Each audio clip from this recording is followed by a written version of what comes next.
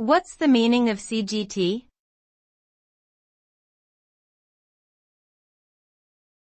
CGT.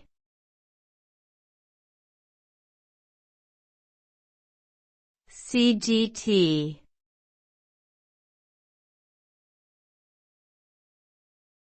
CGT.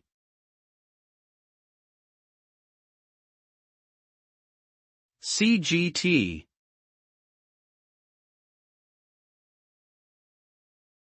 CGT stands for capital gains tax, which is a tax on the profit made from selling certain assets, such as stocks, real estate, and business ownership.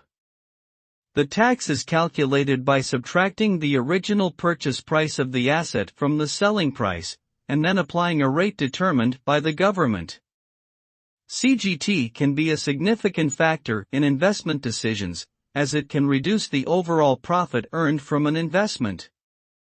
Some countries may also have exemptions or reduced rates for certain types of assets or situations, such as the sale of a primary residence.